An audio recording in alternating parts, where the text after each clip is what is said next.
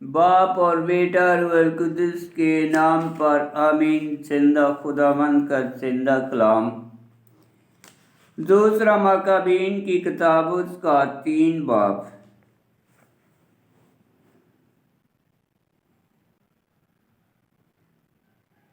ہیرودریس کی روانگی۔ جس وقت شہر مقدس بامن و ایمان آباد تھا اور کاہن اعظم انہا کی دیانت داری اور بدی سے نفرت کے باعث شرع کی نہایت اچھی طرح سے تعمیل ہوتی تھی، تب بادشاہ بھی عمادہ سے عمادہ نذرانوں سے مقدس مقام کی تعظیم اور ہیکل کی حشمت افزائی کرتے تھے، یہاں تک کہ شاہ آسیہ سلوکس اپنی خاص آمدنی سے قربانیوں کے گزارنے کے لیے خاص اخراجات ادا کرتا تھا۔ لیکن بلجا کے قبیلے میں سے شمعون نامی ایک شخص جو ہیکل پر ناظم مقرر ہوا تھا، شہر کی منڈی کی حکومت کے بارے میں کاہن اعظم سے جھگڑ پڑا، اور جب انہا پر غلبہ نہ پا سکا تو وہ ایپولنس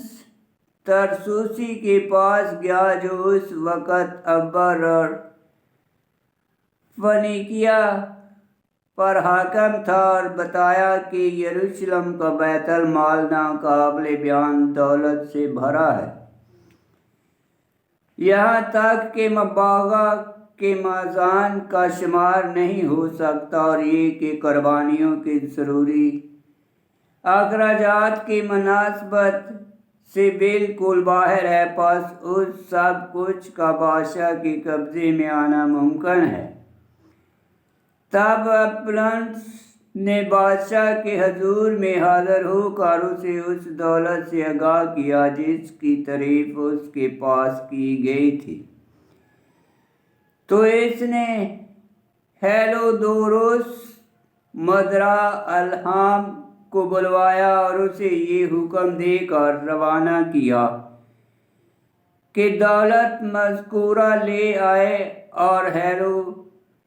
ہیرودوروس فعل فور روانہ ہوا، بظاہر اس قصد سے کہ گویا عبر اور فنیکیا کے شہروں کی گشت کرے گا، مگر فی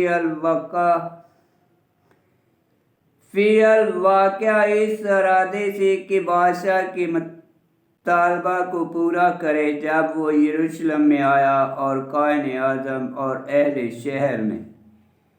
باعزت طور پر اس کا استقبال کیا، تو اس نے وہ بات بتائی جس سے اسے آگاہ کیا گیا تھا، اور اپنے آنے کا مقصد ظاہر کیا، اور پوچھا کہ آیا یہ بات فی الحقیقت ایسی ہی ہے جیسی مجھے بتائی گئی ہے۔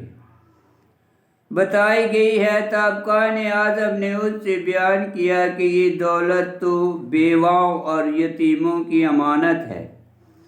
اور کہ اس کا کچھ حصہ ایک نہایت شریف آدمی یعنی ارکناس بن توبیہ کا ہے، اور کہ جیسے بے دین شمعون نے چغلی کھائی ہے، حقیقت ویسی نہیں، اور کہ کل رقم 400 قنطار چاندی اور 200 قنطار سونا، تو کسی طرح سے بھی یہ ہرگز جائز نہیں ہے کہ ان لوگوں کا حق لے لیا جائے جنہوں نے اس مقام کی تخصص اور اس ہیکل کی حشمت اور حرمت پر بھروسہ کیا جس کی عزت تمام دنیا میں کی جاتی ہے۔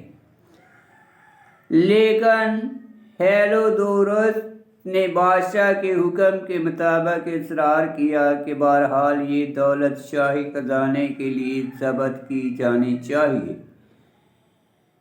اور وہ ایک دن مقرر کر کے اس امر کی تحقیق کے لیے داخل ہوا، اور تمام شہر میں بڑی گھبراہٹ پڑ گئی،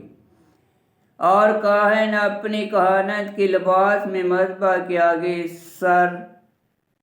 وجود ہوئے اور آسمان کی طرف شرح امانت کے بانی سے دعا کی اور منت کی کہ وہ اس مال کو ان کے لیے محفوظ رکھے جنہوں نے اسے امانت رکھا، اور جو کوئی کاہن اعظم کا چہرہ دیکھتا اس کے دل کو چوٹ لگتی تھی، کیونکہ اس کا اترا ہوا چہرہ اور بدلا ہوا رنگ ظاہر کر رہے تھے کہ اس کے دل میں کتنا رنج ہے، کیونکہ اس پر ایسا خوف اور دست چھا گئی تھی کہ دیکھنے والوں پر ظاہر ہو رہا تھا کہ اس کے دل میں کیسا غم ہے، اور آدمیوں کے گروہ گھروں سے نکلتے تھے تاکہ علانیہ التماس کریں، اس لیے کہ مقام مقدس کے ذلیل کیے جانے کا ڈر تھا۔ عورتیں جو چھاتیوں سے نیچے کمروں پر ٹاٹ باندھے ہوئے تھی سڑکوں میں ہجوم کیے ہوئے تھی، اور خانہ نشین کنواریاں بعض پھاٹکوں کی طرف اور بعض دیواروں پر دوڑتی تھی اور بعض کھڑکیوں سے جھانکتی تھی، اور وہ سب آسمان کی طرف اپنے ہاتھ پھیلائے ہوئے منت کرتی تھی۔ بلا ترتیب انبیاء کا عجز و انکسار اور کاہن اعظم کا اضطراب و انتظار دل کو ترس پر مائل کر رہا تھا۔ یہ تو خدائے قدیر کی منت کرتے تھے کہ وہ امانت کی تمام چیزیں امانت رکھنے والوں کے لیے محفوظ اور صحیح سلامت رکھے، لیکن ہیرودوس اس ارادہ کے پورا کرنے کے لیے مستعد ہوا، اور جب وہ اپنے جلاداروں کے ساتھ بیت المال کے نزدیک جا پہنچا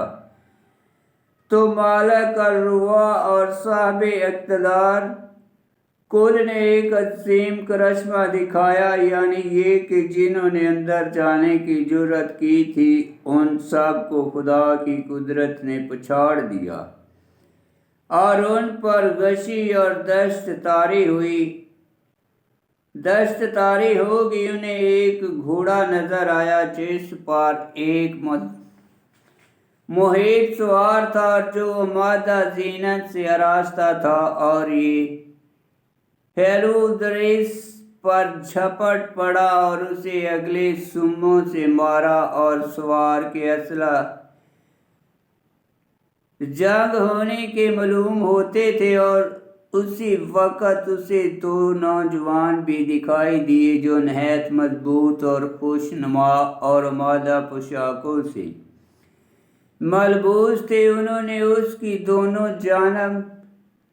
کھڑے ہو کر اسے کوڑوں سے سخت اور بلا وقفہ مارا، جب وہ اچانک زمین پر گر پڑا اور گہری تاریکی نے اسے گھیر لیا، اور اس کے محافظوں نے اسے اٹھا کر پالکی میں رکھا،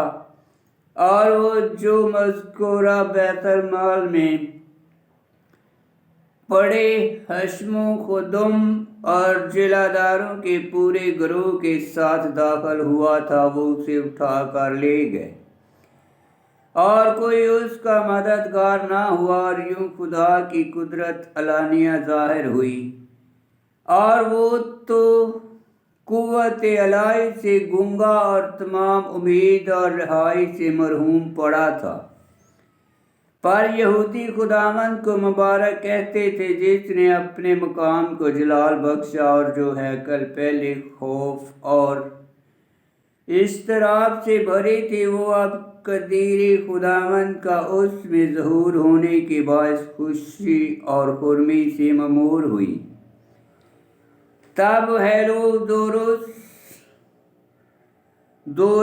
کے بعض ساتھیوں نے جلد جا کر انیہا سے عرض کی کہ حق تعالیٰ سے دعا کرے کہ وہ اسے زندگی بخشے، کیونکہ وہ دم نزاع کی حالت میں تھا۔ काहने आजम ने दिल में ये सोच कर कि शायद बादशाह गुमान करे कि यहूदियों ने हेरोदोरस के साथ फरेब किया है, इस नीयत से कुर्बानी गुजारने के शख्स बच जाए। और जिस वक़्त काहने आजम कुफारा की कुर्बानी गुजारता था तो वही दो नौजवान वो लिबास पहने हुए हेरोदोरस को नजर आए। उन्होंने उसके पास खड़े होकर कहा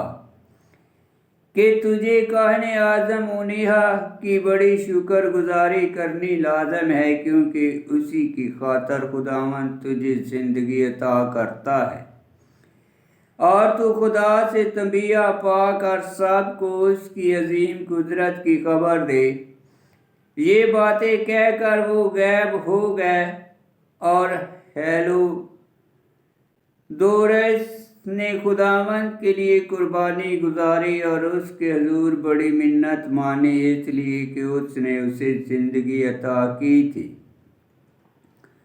और वो उन्हें से रुखसत होकर अपने लश्कर समेत बादशाह के पास वापस चला गया और उसने सब के सामने खुदाए मत्ताल के इन कामों की शहादत दी जो उसने अपनी आंखों से देखे थे। फिर जब बादशाह ने हेरोदोरस से पूछा कि तेरी राय में कौन इस लायक है जो एक बार फिर यरूशलेम को भेजा जाए, तो उसने कहा कि अगर तेरा कोई दुश्मन या तेरी ममलकत में कोई गद्दार है तो उसको वहां भेज, तो वो कोड़े खाकर तेरे पास वापस आएगा, बशर्ते कि बच जाए, क्योंकि उस जगह में बल जरूर खुदा की खास कुदरत है, क्योंकि जिसका मस्कन आसमान पर है वही इस जगह पर निगाह करता और उसकी हिफाजत करता है। और जो कोई उससे बदी करने का कसद करके वहां आए तो वो उसे मारता और हलाक करता है। बस ये वही अमूर हैं जो हेरोदोरस और बैतुल माल की हिफाजत के मुतल्लक वाक़या हुए। आमीन। खुदावंद का पाक कलाम का पढ़ा और सुना जाना बाइस बरकत हो। खुदावंद तेरा शुक्र हो। आमीन।